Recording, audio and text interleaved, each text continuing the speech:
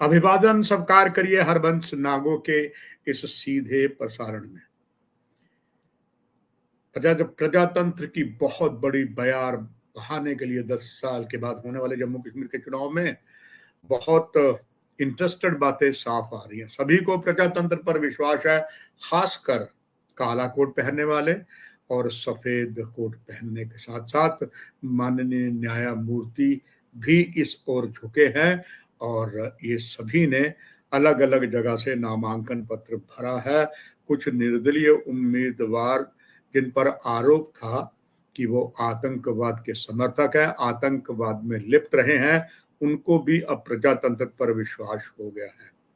Ticket पाने की होड़ में आया राम गया राम की लगातार क्रम जारी हो रहा है।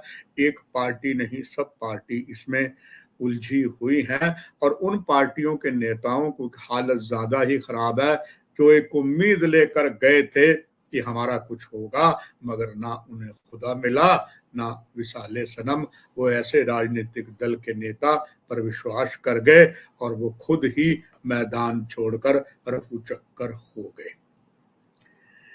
जहां तक बात अगर अब करें हैं वकील साहिबान की और साथ ही साथ वकीलों के साथ साथ जो दूसरा कोट डॉक्टर्स भी डालते हैं वो भी हैं इसमें, सफेद कोट और लाल कोट। 17 ऐसे उम्मीदवार हैं जो सफेद और काला कोट के अंदर हैं। उसमें हर राजनीतिक दल के नेता हैं, चाहे किसी भी विधानसभा के जिले की बात करें। इसी के साथ साथ अगर हम आगे बात करें कि 2 न्यायमूर्ति एक निर्दलीय खड़े हो गए हैं क्योंकि उनके वालिद नेशनल कॉन्फ्रेंस में थे, उन्हें टिकट तो लेना नहीं था, बेटे को दिलवाना था, मगर उन्हें टिकट नहीं दिया गया। इसलिए वो आजाद उम्मीदवार जो है, वो जो बेसिकली लोकसभा की एक सीट है जो जम्मू का हिस्सा भी आया है, साउथ कश्मीर राजौरी पुंछ का, उस स्थान से आप हैं। आपके पिता जो हैं मुजफ्फर इकबाल, स्वयं मुजफ्फर इकबाल खान साहब हैं और उनके पिता असलम खान थे जो नेशनल कॉन्फ्रेंस के एमएलए थे। उम्मीद थी कि उनके बेटे को टिकट दिया जाएगा, मगर नहीं मिलने के बाद वो खुद ही सामने आ गए। इन्हीं की चीजें प्रजातंत्र को मजबूत भी करती हैं कि केवल 2 नहीं, काला कोट और सफेद कोट ने माननीय न्यायमूर्ति जो न्याय की कुर्सी पर बैठते हैं वो सारे इसमें भी आगे हैं। दैट इंडिकेट्स कि बहुत ज्यादा को तसल्ली भी है। यही बस नहीं, अनेकों वो लोग जो आतंकवाद को भड़काने के, इस्लामीकरण बढ़ाने के लिए जिम्मेदार थे, उस पार्टी के भी कई नेता सामने आ गए हैं और उसमें कुछ इतने उत्सुक भी है कि एक सर्जन अहमद वागे थे, उन्होंने बुरहान वानी के क्षेत्र था जहां पर साउथ कश्मीर में जैनपुरा, वहां से उन्होंने फार्म ना भरा था इंडिपेंडेंट का। सर्जन बरकती को उनका फार्म रिजेक्ट हो गया, उन्होंने हिम्मत नहीं हारी। अब उन्होंने ताल ठोक दी है गांदरबल की उस विधानसभा की सीट पर जहां स्वयं उमर अब्दुल्ला चुनाव लड़ रहे हैं। क्या रंग लाएगा ये तो ईवीएम में 3 चरणों के अलग अलग चुनाव के दिन ही मालूम चल जाएगा। रस्साकशी की बात करें तो हर पार्टी का यही हाल है, यहां तक कि कांग्रेस खुद असमंजस में है, नेशनल कॉन्फ्रेंस असमंजस में है। हालांकि दोनों के बीच सीटों का बंटवारा हुआ था, मगर दोनों और कुछ नेता अड़ जाने के बाद यहां तक कहना पड़ा कि हम फ्रेंडली कॉन्टेस्ट करेंगे। 5 ऐसी विधानसभा की सीटें हैं जिसमें नेशनल कॉन्फ्रेंस कहती थी मेरी है, कांग्रेस कहती है मेरी है। नेताओं ने फैसला किया इसको हम फ्रेंडली मैच कह लेते, दोनों ही चाहे पार्टियों को उम्मीदवार लड़े, जो जीतेगा वो हमारी गोद में आ जाएगा। चुनाव प्रचार लगातार तेजी में है और अब और भी तेजी में होगा क्योंकि राहुल गांधी आज पहुंच रहे हैं। पहले वो जम्मू डिवीजन के क्षेत्र बनिहाल जाएंगे, इसके बाद वो साउथ कश्मीर जाएंगे जहां उनके चहेते मीर खड़े हैं, कांग्रेस के उम्मीदवार हैं और साथ ही साथ केंद्रीय गृह मंत्री श्री अमित शाह भी जम्मू कश्मीर के दौरे पर, पहला उनका दौरा बस शुरू होने वाला है और साथ साथ उसके बाद अनेकों राष्ट्रीय नेता जिसमें स्वयं प्रधानमंत्री को लेकर और बहुत से टॉप नेता हैं जो इस समय एक चुनावी ताकत को और मजबूत करने के लिए, प्रजातंत्र को और मजबूत करने के लिए भारतीय जनता पार्टी के प्रत्याशियों के प्रचार के लिए पहुंच रहे हैं, मगर गुत्थम गुत्था हर जगह चल रही है। यही हाल कांग्रेस में है, यही नेशनल कॉन्फ्रेंस में, यही पीडीपी में है।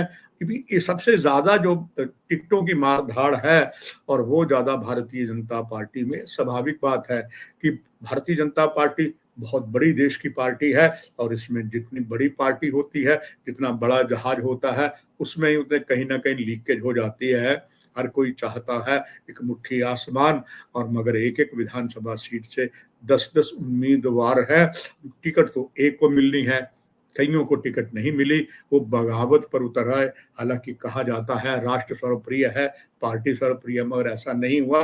पहले उन्होंने अपना स्वार्थ देखा और वो अपनी ही पार्टी के विरोध में आग और जबरदस्त नारेबाजी भी कर दी। इसमें महिला पुरुष दोनों ही शामिल हैं। मगर कुछ भारतीय जनता पार्टी में एक से एक जाबाज नेता है और उनमें से एक नाम राष्ट्रीय स्वयं सेवक के बैकबोन कहे जाने वाले श्री राम माधव पर पड़ता है। पिछली बार भी यहाँ जो चुनाव हुआ उनकी प्रमुख भूमिका रही, हालांकि कुछ विवादों में भी बात आ गई, मगर एक बार फिर से संघ परिवार ने और भारतीय जनता पार्टी ने उन पर पूरा विश्वास किया, क्योंकि उनको संकट मोचक भी कहा जाता है। जहां जहां कोई तकलीफ होती है, श्री राम माधव उस तकलीफ को हटा देते हैं, या जहां पर कोई मूर्छित हो तो वहां जरूर हनुमान के, जिस तरह गए थे हनुमान जी, वो संजीवनी बूटी लाते हैं और उस संजीवनी बूटी दे के जो पार्टी में असंतोष उसको समाप्त कर रहे हैं। उनका ये लगातार क्रम जारी है। चूंकि भारतीय जनता पार्टी ने जो पिछली लोकसभा में गलती की थी, इस बार वो रिपीट नहीं करना चाहते, क्योंकि पिछली बार भारतीय जनता पार्टी ने तीनों कश्मीर की सीटें छोड़ दी थी और उसमें जम्मू डिवीजन का राजौरी पुंछ भी आ गया था। इसमें अच्छी खासी भारतीय जनता पार्टी की किरकिरी हुई थी। अब ये रिपीट नहीं करना चाहते। भारतीय जनता पार्टी का बड़ा ही सकारात्मक उत्साहवर्धक ये कदम है और इसके लिए श्री राम माधव को लाया गया है। सेंट्रल कश्मीर में कुछ तनाव है, यहाँ भारतीय जनता पार्टी के उम्मीदवार खड़े हैं, ये एक अच्छी बात है, वेलकम स्टेप है कि भारतीय जनता पार्टी इस बार कश्मीर में भगवा फहराने के लिए पूरी राजनीतिक गणित कर रही है। और जो चुनाव रणनीति होती है वो चाणक्य नीति से बढ़कर भारतीय जनता पार्टी की होती है। कांग्रेस नेशनल कॉन्फ्रेंस तो पीछे की बात है और उसमें इस समय राम माधव की प्रखर भूमिका है।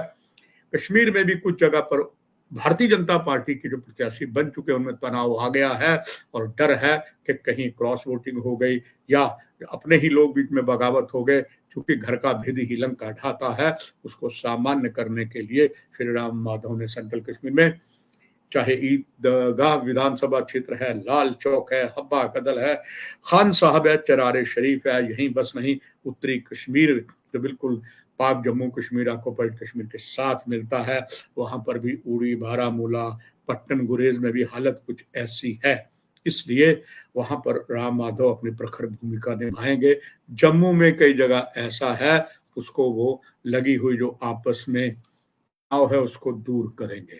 और साथ में एक बहुत उम्मीद जम्मू कश्मीर में तब जगी थी जब लंबे समय से 50 वर्ष से अधिक राजनीति में अपनी जबरदस्त जांबाजी दिखा चुके गुलाम नबी आजाद, जिन्होंने कांग्रेस से किनारा करके डीएपीए बनाए।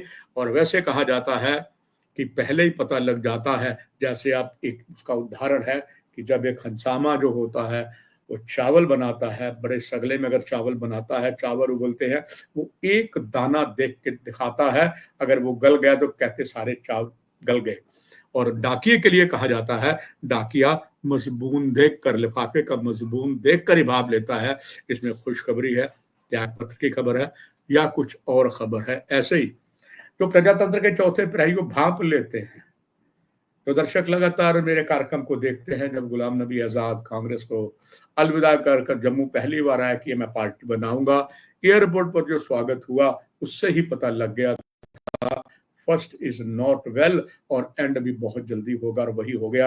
आज गुलाम नबी आजाद अलग थड़क पड़ गए, कहते बीमार हैं, एम्स में दाखिल हुए, एम्स ने कहा नहीं योर ऑलरेडी अब भर जाइए, और यहाँ उन्होंने कह दिया मैं चुनाव में प्रचार नहीं करूंगा। उन्होंने अपने उम्मीदवार भी खड़े किए हैं और उसमें से कुछ ऐसे उम्मीदवार हैं जो उनके साथ लगातार जी जान एक करते थे। किश्तवाड़ में भी ऐसे नेता हैं, हर जगह हैं, जम्मू डिवीजन में भी वहां पर भी हैं। और सबसे ज्यादा किरकिरी ये हो रही है कि किश्तवाड़ की अगर बात करें, वहां पर इंदरवाल सीट में जो उनके सबसे नजदीक निकटतम साथी है।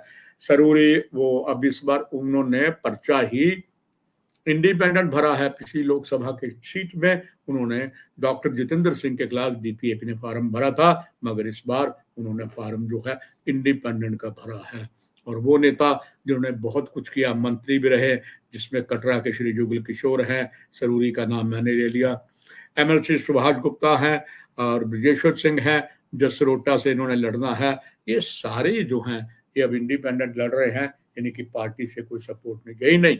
इसमें सबसे बड़ा आघात उन युवा नेताओं को मिला जो उन्होंने सीधे ही, क्योंकि उनके परिवारजन बहुत से थे, वो कांग्रेस में थे, उन्होंने कांग्रेस पर विश्वास कम करके गुलाम नबी आजाद पर किया। उनके साथ भी वही हुआ, ना इधर के रहे ना उधर के, क्योंकि कांग्रेस ने इन सभी नेताओं को अपने पास लेने के लिए मना कर दिया है।